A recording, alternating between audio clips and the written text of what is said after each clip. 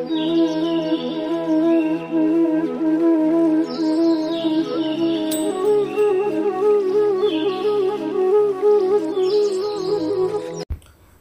दोस्तों, मैं अविनाश पटेल आप सभी का ई लर्निंग में हार्दिक स्वागत करता हूं।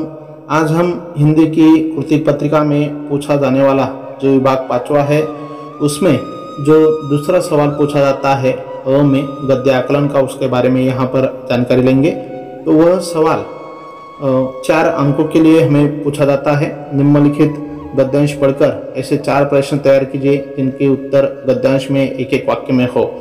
तो इस पर आधारित सवाल तैयार करने के लिए हमें यहाँ पर कहा गया है। इसके लिए सबसे ज़रूरी बातें हमें यह ध्यान में रखनी होगी। सबसे पहले प्रश्न तैयार करने के लिए पहले जो गद्य खंड हमें यहाँ पर दिया गया है उसे अच्छी तरह पढ़ना चाहिए।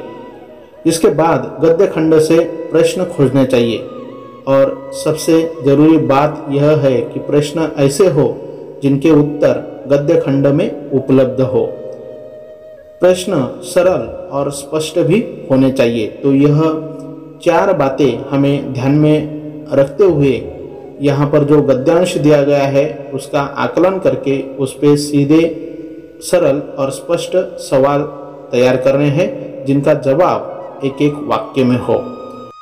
तो चलिए दोस्तों, इसी पर आधारित एक नमूना हम यहाँ पर देखेंगे। गद्य आकलन का नमूना यहाँ पे दिया है। निम्नलिखित गद्यांश पढ़कर 4 ऐसे प्रश्न तैयार कीजिए जिनके उत्तर गद्यांश में एक एक वाक्य में हो। 4 अंकों के लिए यह सवाल पूछा जाता है। प्रश्न 5वां अ में दूसरा सवाल। यहाँ पे जो गद्यांश दिया है वह मैं पढ़ रहा हूँ, ध्यान से सुनिए। शिक्षा मानव जीवन के विकास का प्रमुख आधार है। शिक्षा विहीन व्यक्ति पशु के समान जीवन यापन करता है। व्यक्ति में अच्छे संस्कार शिक्षा के माध्यम से ही आते हैं। शिक्षा के माध्यम से व्यक्ति सामाजिक, आर्थिक, राजनीतिक, धार्मिक ज्ञान प्राप्त कर स्वयं तो अपना मार्ग बनाता ही है, साथ ही दूसरों का भी मार्गदर्शन करता है। शिक्षा प्राप्त करना प्रत्येक व्यक्ति का जन्मसिद्ध अधिकार है। नवीन पीढ़ी अथवा बालक एवं नवयुवक तो शिक्षा प्राप्त कर आगे बढ़ते रहे हैं। आवश्यकता है प्रौढ़ों को शिक्षा प्रदान करने की अथवा 14 वर्ष की आयु से अधिक वाले सभी व्यक्ति जो अशिक्षित है, अथवा हम कह सकते हैं कि वे सभी व्यक्ति जो समय से शिक्षा प्राप्त नहीं कर सके और न कर पा रहे हैं। शिक्षा के इतने प्रचार व प्रसार हो जाने पर भी व्यक्ति अपने धन का सही उपयोग नहीं कर पाता और न ही भोला भाला किसान अपनी उपज का उचित मूल्य प्राप्त कर पाता है।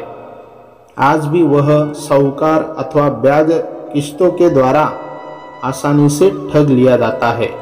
स्वतंत्रता से पूर्व व्यक्ति की स्थिति शिक्षा के क्षेत्र में बहुत खराब थी। इस तरीके से यहाँ पे सवाल दिया गया है। यहाँ पे अभी जो गद्यांश हमने पढ़ा है उस पर एक एक वाक्य में जवाब आने वाले सवाल किस तरीके से तैयार हो सकते हैं यह हम यहाँ पर देखेंगे। पहला वाक्य दिया है, शिक्षा मानव जीवन के विकास का प्रमुख आधार है। तो दोस्तों, यहाँ पर मानव जीवन के विकास का आधार क्या है, इस तरीके से हम सवाल तैयार कर सकते हैं। शिक्षाविहीन व्यक्ति पशु के समान जीवन यापन करता है। तो यहाँ पर भी हम सवाल बना सकते हैं, शिक्षा विहीन व्यक्ति किसके समान जीवन यापन करता है, ऐसा भी सवाल हम यहाँ पर तैयार कर सकते हैं। तो इसी तरीके से हमें एक एक वाक्य में जिनका जवाब आए ऐसे सवाल तैयार करने हैं। अभी हमने जो गद्यांश पढ़ा है उस पर इस तरीके से सवाल हम तैयार कर सकते हैं। नंबर 1, मानव जीवन के विकास का आधार क्या है। नंबर 2, व्यक्ति का जन्मसिद्ध अधिकार क्या है। नंबर 3, किन लोगों को शिक्षा प्रदान करने की आवश्यकता है। और नंबर 4, साहूकार द्वारा कौन ठग लिया जाता है। तो दोस्तों, यहाँ पे हमें सिर्फ 4 सवाल तैयार करने के लिए कहा गया है, लेकिन यहाँ पर हम 1-2 और ज़्यादा सवाल यहाँ पर तैयार करेंगे क्योंकि हमें इस सवाल से 4 में से 4 अंक हमें आसानी से हासिल करने हैं। इसलिए एक भी अंक हमारा यहाँ पर कम नहीं होना चाहिए। इसलिए हम यहाँ पर 4 जो सवाल पूछे गए हैं उसके अलावा हम 1 या 2 सवाल यहाँ पर ज़्यादा लिखेंगे, तैयार करेंगे। तो इसके आधार पर, इसके धरती पर दोस्तों यहाँ पर एक सवाल यहाँ पर दिया गया है। उस सवाल का जवाब, वह परिच्छेद, वह गद्यांश पढ़ने के बाद आप लोगों को उस पर आधारित सवाल का निर्माण करना है। सवाल आप लोगों को यहाँ पे तैयार करने हैं। गद्य आकलन के लिए ऐसा गद्य यहाँ पर दिया गया है। इस प्रकार से निम्नलिखित गद्यांश पढ़कर ऐसे 4 प्रश्न तैयार कीजिए जिनके उत्तर गद्यांश में एक एक वाक्य में हो। स्वाधीन भारत में अभी तक अंग्रेजी हवाओं में कुछ लोग यह कहते मिलेंगे, जब तक विज्ञान और तकनीकी ग्रंथ हिंदी में न हो तब तक कैसे हिंदी में शिक्षा दी जाए।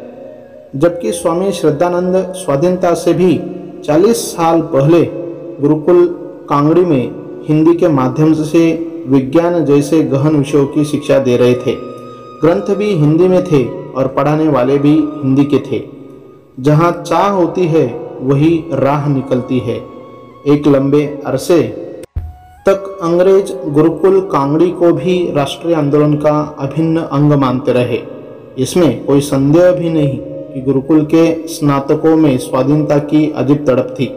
स्वामी श्रद्धानंद जैसा राष्ट्रीय नेता जिस गुरुकुल का संस्थापक हो और हिंदी शिक्षा का माध्यम हो, वही राष्ट्रीयता नहीं पनपेगी तो कहाँ पनपेगी।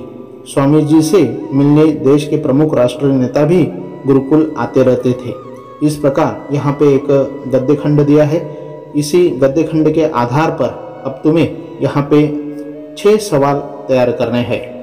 हमें सिर्फ 4 ही सवाल तैयार करने के लिए कहा गया है, लेकिन 2 ज़्यादा के सवाल हम यहाँ पर तैयार करेंगे। इस वीडियो के माध्यम से आप लोगों को विभाग 5वां में जो गद्य आकलन पर आधारित सवाल पूछा जाता है उसके बारे में यहाँ पर अच्छी तरीके से जानकारी मिली होगी। किस तरीके से सवाल का हमें निर्माण करना है यह आप लोगों को अच्छी तरीके से समझा होगा। यदि आप लोगों को यह वीडियो अच्छा लगा होगा तो ज़रूर इसे लाइक कीजिए, ज़्यादा से ज़्यादा शेयर कीजिए और मेरे यूट्यूब चैनल को सब्सक्राइब कीजिए। धन्यवाद।